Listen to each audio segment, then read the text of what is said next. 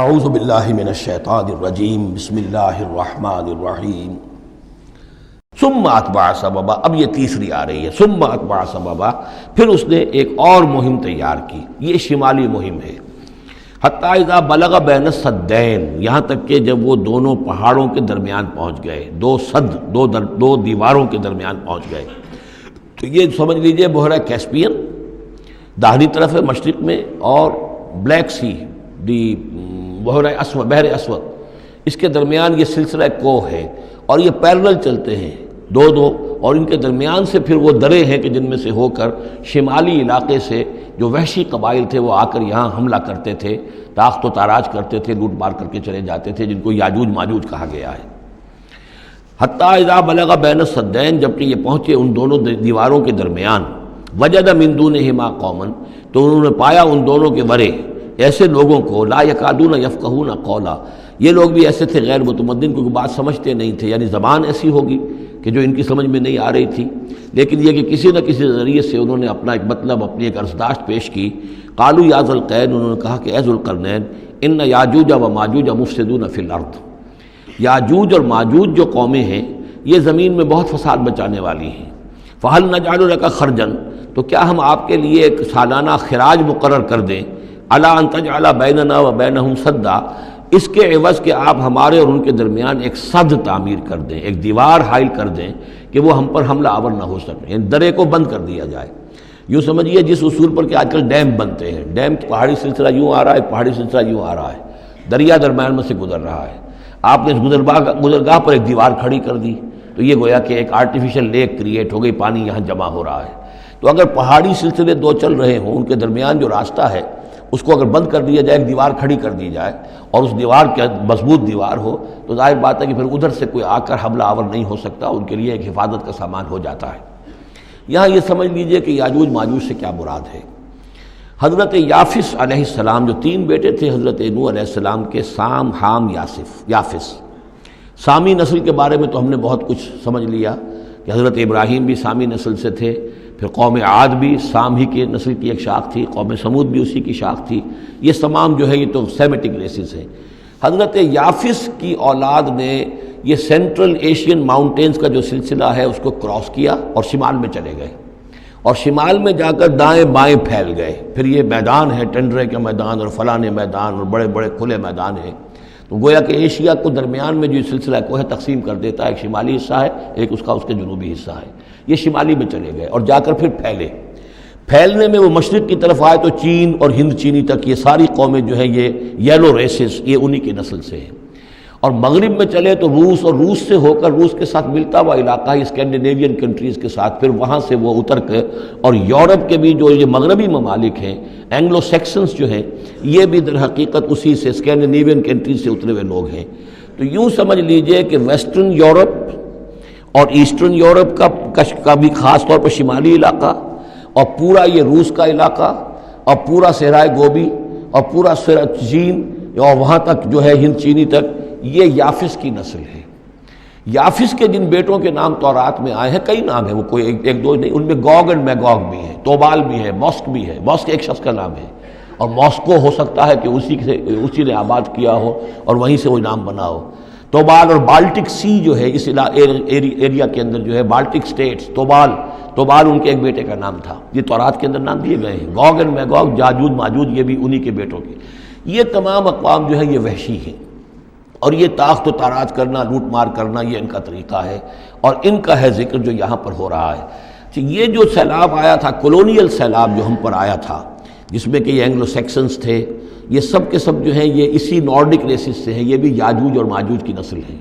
ایک سیلاب ان کا آ چکا ہے جو آیا تھا یورپ کے سے نکل کر، یہ کولونیل سیلاب آیا اور پوری دنیا کے اوپر چھا گیا تھا. ایشیا اور افریقہ کو انہوں نے فتح کیا، کولونائز کیا. اب اگرچہ ان کی وہ بساط ایک دفعہ تو لپیٹ دی گئی ہے، وہ واپس چلے گئے ہیں، انڈائریکٹلی ہم پر حکومت کر رہے ہیں. ابھی ان کے جو ملٹی نیشنلز ہیں ان کے ذریعے سے، یا بینکوں کے ذریعے سے، IMF کے ذریعے سے، ورلڈ بینک کے ذریعے سے انڈائریکٹ حکومت ہے جو نیو ورلڈ آرڈر ہے.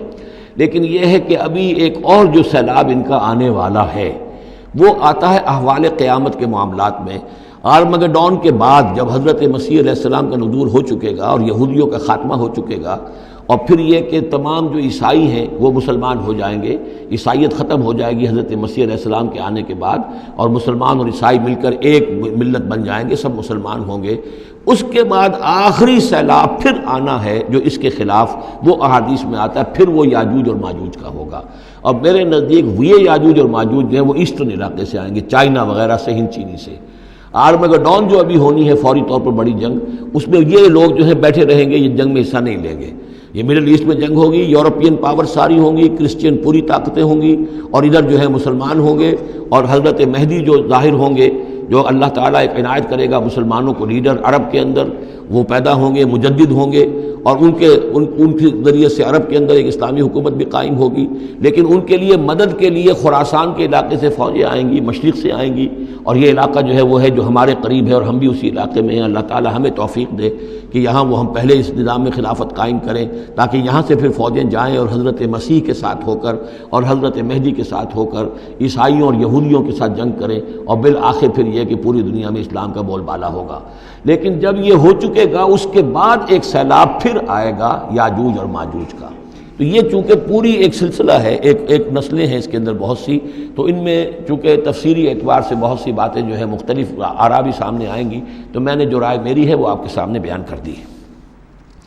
اس وقت بھی وہ یاجوج ماجوج تھے جو ان شمالی دروں سے آ کر حملے کرتے تھے۔ قالوا یا ذا القرنین ان یاجوج و ماجوج مفسدون فی الارض، وہ جو میں نے عرض کیا ہے کہ قیامت کے قریب بھی معاملہ ہوگا، یہ سورہ انبیاء کی آیات 97-98 ہیں۔ حتی اذا فتحت یاجوج و ماجوج وهم من کل حدب ینسلون واقترب الوعد الحق فاذا هی شاخصۃ ابصار الذین کفروا۔ اب زیادہ دور نہیں، ہم سورہ انبیاء بھی قریب ہی آ رہی ہے، انشاءاللہ وہاں اس کو ہم پڑھیں گے۔ تو دو جگہ قرآن مجید میں یاجوج اور ماجوج کا ذکر ہے، ایک یہ جو قریب قیامت میں ان کا جو ظہور ہونے والا ہے، ایک اس وقت کا معاملہ یہ چھوٹا سا تھا کہ جو ذوالقرنین کے سامنے آیا ہے۔ تو کیا ہم آپ کے لیے ایک سالانہ خراج طے کر دیں تاکہ آپ ہمارے لیے یہاں ایک سد تعمیر کر دیں، ایک بند باندھ دیں یہاں پر؟ قال ما مکنی فیہ ربی خیر۔ اب دیکھیے ان کا کردار، ان کا مجھے جو کچھ میرے رب نے دے رکھا ہے، دولت دے رکھی ہے، مال دے رکھا ہے، وہ بہت بہتر ہے اس سے کہ جو تم مجھے پیش کر رہے ہیں، مجھے خراج کی ضرورت نہیں ہے۔ ہاں تمہاری ایک ضرورت ہے، میں وہ پوری کر دیتا ہوں۔ فاعینونی بقوت، مجھے مین پاور فراہم کرو، باقی ساری سامان جو ہے میں فراہم کر لوں گا، لیکن بہرحال اس کو بنانے کے لیے، دیوار بنانے کے لیے اور دونوں پہاڑوں کے درمیان اتنی بڑی جو سد تعمیر کرنے کے لیے جو مین پاور چاہیے، اعینونی بقوت، تو محنت کے ذریعے سے، مین پاور کے ذریعے سے میری مدد کرو۔ اجعل بینکم و بینہم ردما، میں ان کے اور تمہارے درمیان ایک موٹی دیوار بنا دوں گا۔ آتونی زبر الحدید، لاؤ میرے پاس تختے لوہے کے۔ حتیٰ اذا ساوا بین الصدفین، یہاں تک کہ جب دونوں جو اونچانے تھیں اس کے درمیان کا پورا علاقہ پر ہو گیا، بھر گیا، وہ لوہے کے تختے جو ہیں اس کے اندر بھرے جا رہے ہیں۔ حتیٰ اذا ساوا، برابر کر دیا دونوں پھانکوں تک پہاڑ کی، قال انفخوا، اب ان کا کہ آگ جلاؤ اس کے نیچے، وہ دہکا دی بھٹی جس سے کہ اب وہ لوہا گرم ہوا اور لوہے کی تختے جو ہیں وہ گرم ہو گئے۔ حتیٰ اذا جعلہ نارا، جبکہ وہ سارے کے سارے لوہے کے جو تپ گئے خود اور سرخ ہو گئے۔ قال آتونی افرغ علیہ قطرہ، تو کہا لاؤ میرے پاس پگھلا ہوا تانبا کہ میں اس کے اوپر انڈھیل دوں۔ تو اس طریقے سے گرین فورس کنکریٹ سے بھی 10 گنا سمجھیے مضبوط شے انہوں نے بنا دی کہ اس میں لوہا اور پھر لوہا سیسا یا تانبا پلایا ہوا، تو اس طریقے سے ایک بڑی مضبوط دیوار قائم کر دی۔ اس دیوار کے جو آثار اب بھی موجود ہیں، دیوار تو موجود نہیں ہے، یہ داریال اور دربند کے درمیان یہ کشادہ راستہ ہے اب بھی، یہ ویسٹ کوسٹ جو ہے کیسپین کا، اس کے ساتھ اس کی لمبائی 50 میل اور اس کی اونچائی 29 فٹ اور 10 فٹ چوڑی یہ دیوار تھی جو اس وقت بنی ہے۔ یعنی جس طریقے سے کہ بنتے ہیں بڑے بڑے بند، ان سے بھی بڑی یہ تھی سد تعبیر کی گئی۔ السد العالی کہلاتا ہے اسوان ڈیم جو ہے، جو مصریوں نے بنایا تھا، بہت بڑا ڈیم، السد العالی، اونچی دیوار۔ تو ہمارے ہاں یہ تربیلا اور منگلا یہ سب کیا ہے، یہ اسی طرح کے ڈیم ہیں کہ پہاڑی سلسلے آ رہے ہیں، دریا جا رہا تھا، وہاں آپ نے دیوار کھڑی کر دی، پانی رک گیا اور وہ جھیل بن گئی۔ فمستطاعوا ان یظہروہ، تو انہوں نے کہا کہ اب یہ لوگ نہ تو یہ اس کے اوپر سے آ سکیں گے، اس کو نہ چڑھ سکیں گے، وما استطاعوا لہ نقبا، نہ اس میں کوئی سوراخ لگا سکیں گے، نقب لگا سکیں گے۔ قال ھذا رحمۃ من ربی، یہ سب اتنا بڑا کارنامہ کر کے بھی انہوں نے کہا یہ سب رحمت ہے میرے رب کی طرف سے، میرا کوئی کمال نہیں، یہ سب اللہ کی طرف سے ہے۔ فَإِذَا جَاءَ وَعْدُ رَبِّي، اور جب میرے رب کا وعدہ آئے گا، جَعَلَهُ دَكَّاءَ، وہ اس پوری دیوار کو جو ہے ریزہ ریزہ کر دے گا، ختم ہو جائے گی دیوار۔ اب وہ دیوار وہاں موجود نہیں ہے، وہ ختم ہو چکی ہے امتداد زمانہ سے، اب اس کے کوئی آثار باقی نہیں رہے، بس آثار معلوم ہو جاتے ہیں کہ یہاں وہ دیوار ہوتی تھی، جس سے یہ میں نے ڈائمنشنز آپ کو دیے ہیں۔ وَكَانَ وَعْدُ رَبِّي حَقًّا، اور میرے رب کا وعدہ جو ہے وہ حق ہے، سچ ہے، پورا ہو کر رہے گا۔ وَتَرَكْنَا بَعْضَهُمْ يَوْمَئِذٍ يَمُوجُ فِي بَعْضٍ، اب جب یہ وقت آئے گا اللہ تعالیٰ کا قیامت کا وقت، تو ہم چھوڑ دیں گے اس روز ان کو، یہ ایک دوسرے میں گتھم گتھا ہو جائیں گے۔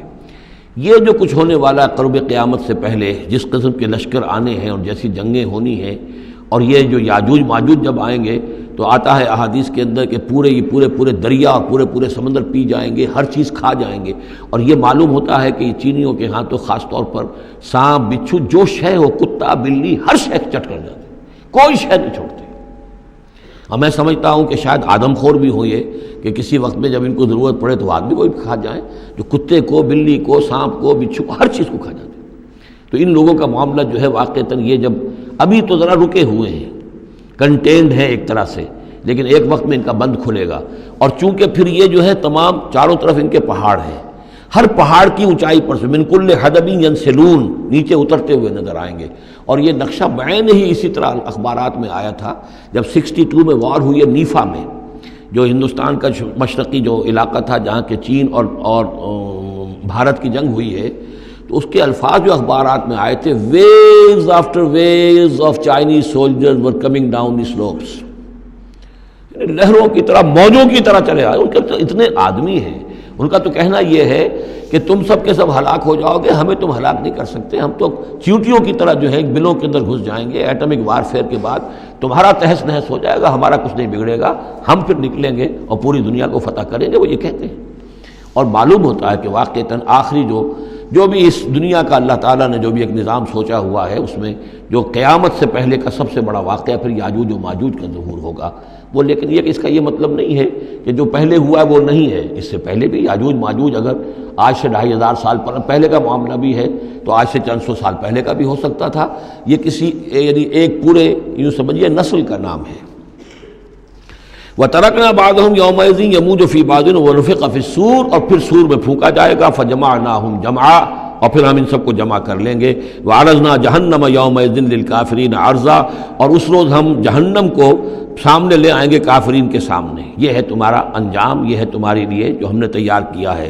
الذین کانت اعینہم فی غطاء عن ذکری، وہ لوگ کہ جن کی نگاہیں ہمارے ذکر سے کوری ہو چکی تھیں، پردہ پڑا ہوا تھا ان پر، ہم یاد نہیں تھے، بس دنیا سامنے تھی، مسبب الاسباب کو بھول گئے تھے، اسباب پر سارا بھروسہ تھا، مادی اسباب و وسائل، مادی نعمتیں، مادی مال و اسباب، مادی چیزیں جو ہیں، یہیں کی چمک دمک، یہیں کی رونقیں، یہیں کی شان اور شوکت، اسی کے پیچھے پڑے ہوئے تھے۔ وَكَانُوا لَا يَسْتَطِيعُونَ سَمْعًا، اور وہ سماعت سے بھی بہرہ مند نہیں رہے تھے، اب سن بھی نہیں سکتے تھے، حیوانوں کا سا سننا سنتے تھے۔